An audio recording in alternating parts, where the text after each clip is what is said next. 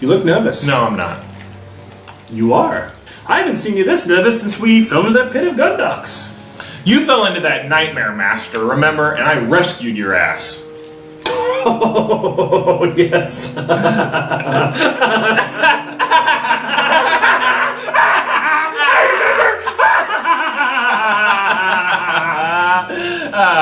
Well, Padme's up there. You're sweating. Relax. Take a deep breath. Oh, man. It's been 10 years since I've seen her, Master, and I know those tits have come in. Now what? What do I say? What do I do? Just go up there, take your pants off, and say it won't suck itself.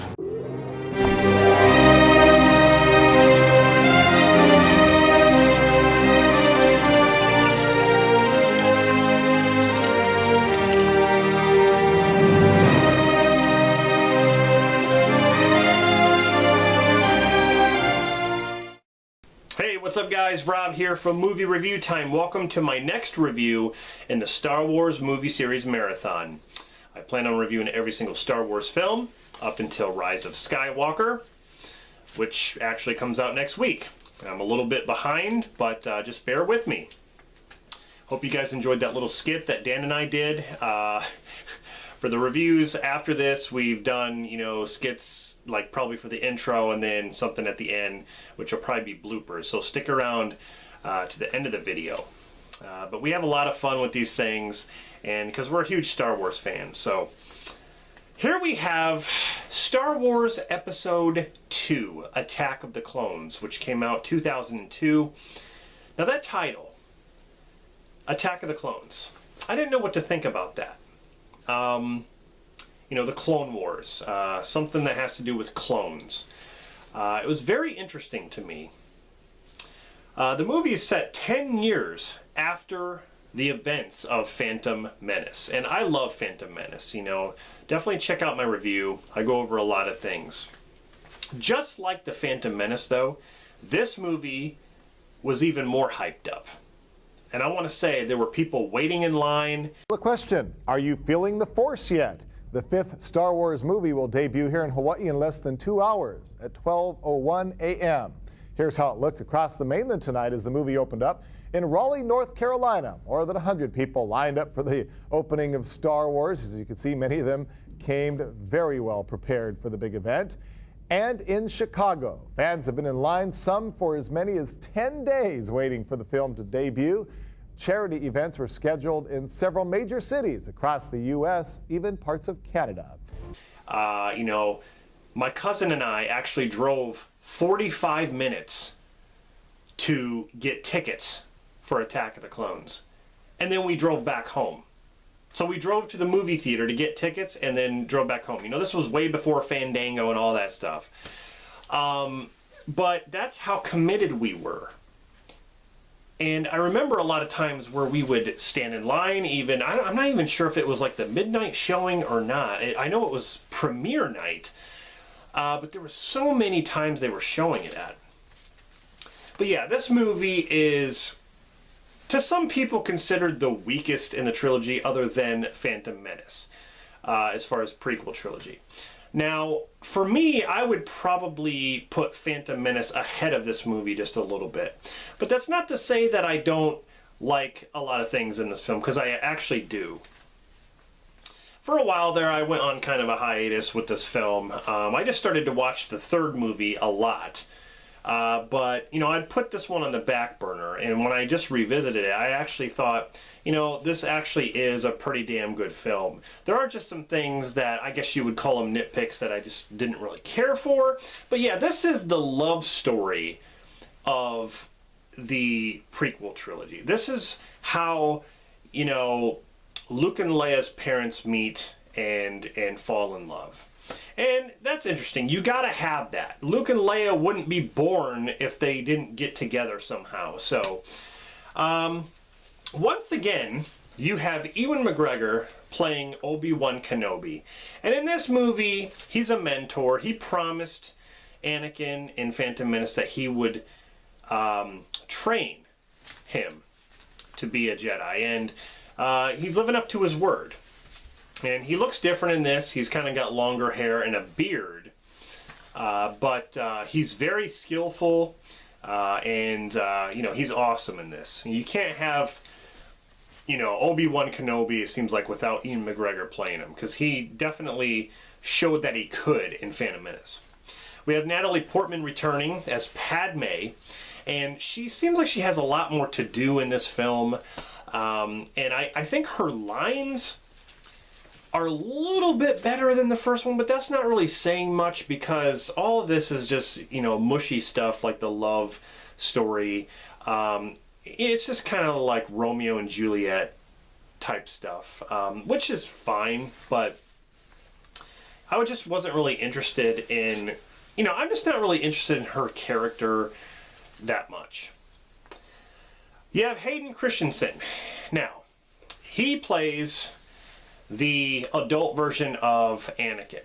And, you know, this is set 10 years after, so he's grown quite a bit.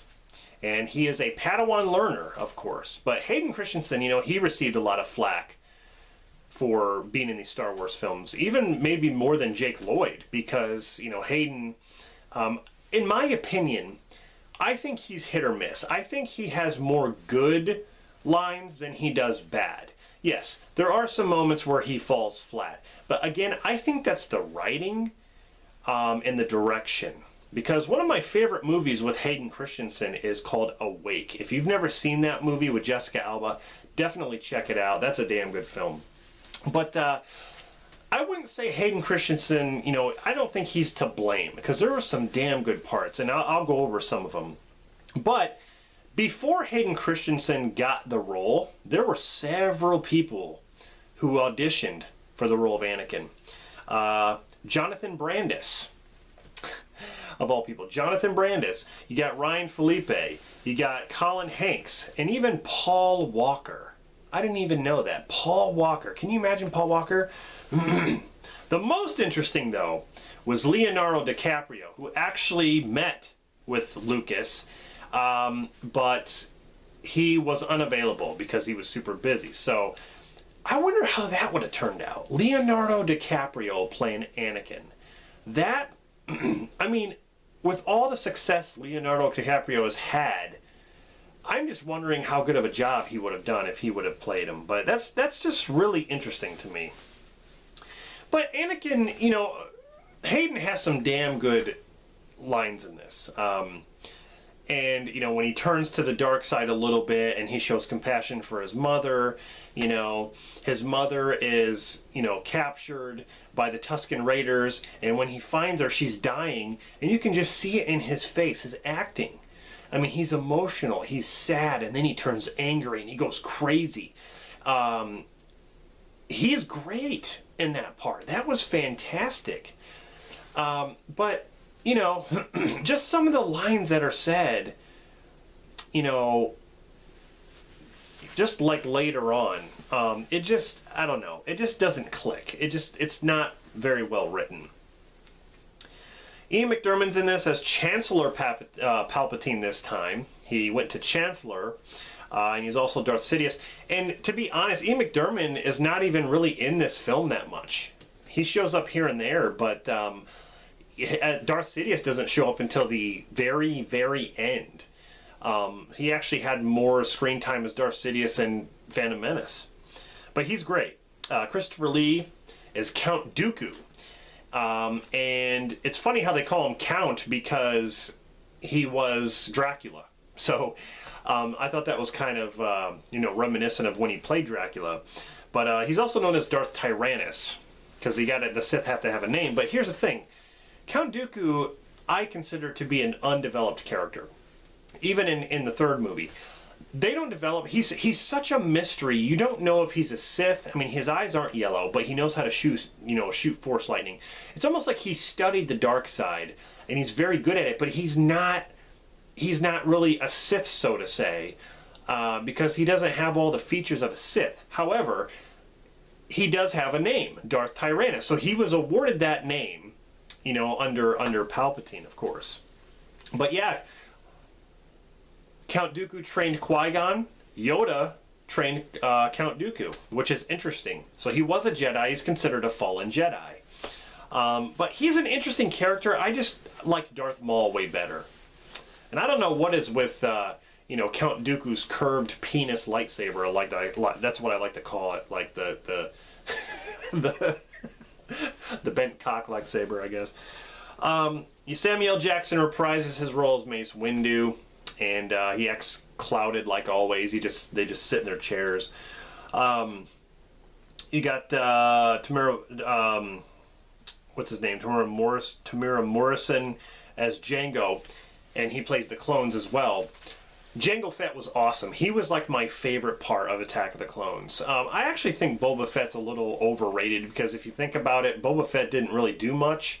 I know he did a lot in the expanded stuff, but he didn't do much in the original trilogy. But Jango Fett did a lot. He did a lot, even when he was in his Slave One. He was awesome. Jango Fett was great. That whole fight with Obi-Wan was fantastic. And then Daniel Logan, who played Boba Fett, he's just a kid in this. Boba Fett's a kid. I don't know. He was just kind of weird in this movie. Dad, Conway's here. His acting was really bad. I think it was kind of unnecessary to have him. They act like Boba Fett was such a huge character. I mean, he was a fan favorite, but I still think he's overrated. He didn't do much, like I said. But, that was fan service to put him in there. That's fine. Frank Oz as Yoda, of course, he's CG in this movie. Anthony Daniels as C-3PO, and he is a droid on the Lars homestead. In this movie, you see Uncle Owen and Aunt Beru from New Hope, and they're very young. And Owen is played by Joel Edgerton, which is interesting.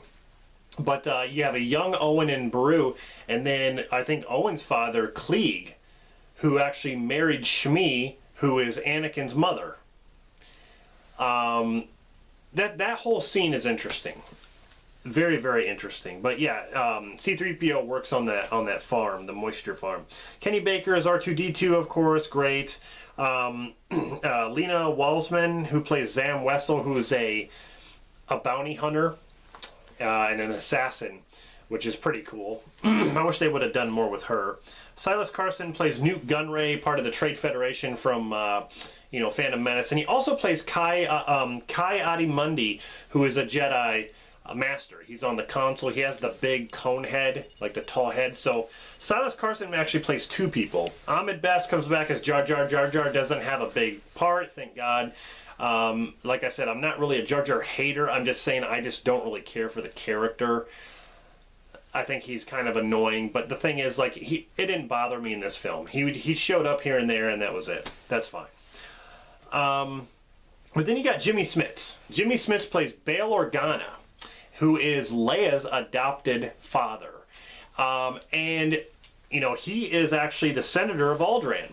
And Alderaan is the planet they blew up in New Hope. So there you go. That's another look back to New Hope there. But Jimmy Smits, he's awesome. He has a bigger part in the third movie. Rose Byrne, who plays the handmaiden of Padme. First it was Keira Knightley in Phantom Menace, and now we have Rose Byrne. But yeah, a great cast. I mean, fantastic cast, And I think everyone did their jobs to the best of their ability. But the story is based around Padme, and she is being hunted down by these bounty hunters and assassins. People are trying to assassinate her. Jango Fett is with Zam Wessel, and Zam Wessel's trying to assassinate her, and they're hired by someone else who we don't know.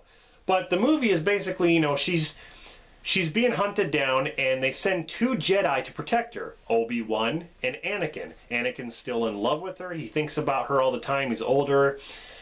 And so, they run into some problems and some trouble, and the movie almost turns into like a Batman film.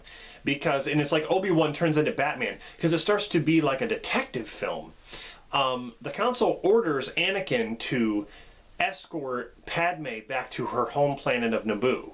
So we get to see Naboo again. And, that he's ordered to protect her. while Obi-Wan goes off on his own and tries to find out, more about who's trying to kill her. He finds this toxic dart. He has it examined by his buddy who works at this diner, and then he goes to this planet called Camino, which is amazing. It's the where the cloners live. It's like this water planet. It was fantastic, but the planet was erased from the archives. And again, it's a mystery. Who did it? Who erased the planet from the archives? Yoda says that only a Jedi could have erased those files, but who? And that is another kind of that is kind of a gripe there. I guess we kind of get a tidbit on who did it, but they don't really fully explain what's going on with this. They even mention Sifus Dyas, Master Sifus Dyas, who was killed, but again, they don't go into who really he was. I guess you have to read the backstory of him, but Obi-Wan goes to this cloning planet and meets these people who are making a clone army out of Jango Fett's DNA, basically. They take Jango Fett's DNA and they make all these clone troopers. I thought that was kind of cool. And, Obi-Wan has a confrontation with Jango Fett because Jango was there trying to, he was there with Zam Wesell trying to assassinate Padme. And he was hired by somebody named Darth Tyrannus. So again, Darth Tyrannus is Count Dooku. See how it all fits down? It's like down the grapevine. But yeah, that's basically the story. Is they try to find out who's trying to kill her, and then Anakin is trying to get closer to Padme because he's in love with her. But she's kind of a tease in this movie. She keeps just like putting it off, like, oh, we shouldn't do this, or I don't know why I kissed you, and things like that. You'll always be that little boy in Tatooine. It's like, why don't you just slap in the face and just say, get the hell out of here. You're not good enough for me. They might as well. I felt bad for Anakin in this movie because he's trying to get closer, she pushes him away, and then he loses his mother. That was a fantastic scene. And when they revisit Tatooine, because he keeps having dreams about his mother. And he goes to Tatooine and on the Lars, moisture farm where Luke was. That's where we start with New Hope, where Luke was. That's the same homestead, and that is awesome. That is amazing. It's amazing to know that Luke's dad once went on that same farm. That is crazy to think about. But his mother ends up dying, and that's when his first descent into the dark side happens. He kills all the Tusken Raiders. I killed them all. But not just the men, but the women. And the children, too. They're like animals, so I slaughtered them like animals. I hate them. Da, da, da, da, da. Yeah, fantastic slide to the dark side. That was awesome. So many great scenes in this movie. And then you have the third act where the clone troopers come in on this planet where Count Dooku is, and Obi-Wan and Anakin and Padme get into some trouble. They get captured in this arena, and they have like this gladiator arena thing happening. And there's this huge Jedi versus droid battle with the clones interfering as well. That was all really, really cool. The special effects were great in this. There was a lot of CGI environments, but I think it was a step up from Phantom Menace. You can actually tell in a lot of points in this film where the whole CGI environments looked way better than it did in Phantom Menace. You're talking 2002, so it's years later, but great scenes. Yoda, we see him actually use a lightsaber for the very first time in this, and that was probably the stealing moment of the show. Is him fighting Count Dooku, and they were pretty much evenly matched. But the saber battles in this, I want to say I enjoyed the battles in Phantom Menace a little bit more, even though they were entertaining here. But all the Jedi attacking the droids, Kit Fisto, Plo Koon, you got some of these great Jedis who, again, they don't really go into detail unless you buy the toys or read the comics. You're not going to know who any of these Jedi are because they don't go into any backstory about who the Jedi Council is. There's even a Jedi called Yaddle, who's actually, I guess, the same kind of breed as Yoda. But we never know that unless you look that up. So that was kind of disappointing. You have all these awesome Jedi, but you never know. Mace Windu has a damn good part in this too, where he fights Jango and he uses his purple lightsaber. That was great. The Jedi stuff was really awesome. I didn't care for the droid factory. That was actually added in later. I thought the CG kind of looked bad on there, especially with C-3PO. That was kind of bad, but whatever. John Williams made another great theme called Across the Stars. Not as good as Duel of the Fates, but it was definitely a main theme.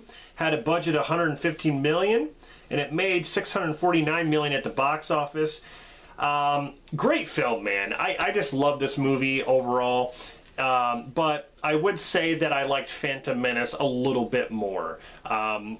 There's something I don't agree with, though. Hayden Christensen actually won Worst Supporting Actor in the 2003 Stinkers Bad Movie Awards. That's a little uncalled for. I don't think he was that bad. Like, honestly. I think he has some poor lines in Episode 3, to be honest.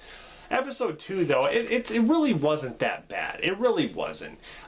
There's some very enjoyable parts. Like I said, I like all the clone stuff, the Clone War things. And, yeah, just overall, it's just a very entertaining film. Some of the love story stuff was very slow-paced. I guess in the second act, a lot of people complain about that. It's not a big deal, but they had to establish the characters getting together and falling in love. They had to establish that. In a way, it doesn't, kind of seem rushed at times, but either way, it had to happen. It had to happen. So it had to be believable. So, anyway, that's my review for Attack of the Clones. Hope you guys enjoyed it. Stay tuned for my next video, which is going to be Star Wars Episode 3, Revenge of the Sith.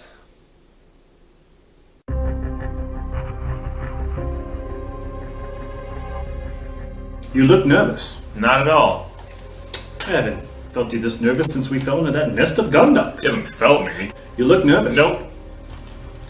The fuck? I sense it, stupid. You look nervous. No, I'm not. You look nervous. Not at all. I don't think I haven't seen you this nervous since we fell into that pit of gunducks. I'm hungry. Well, Padme's out there.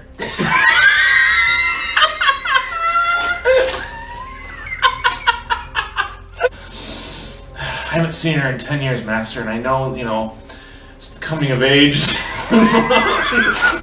Man, we've both been through puberty now, so, like, all of our organs are ready to hump. Well, then you should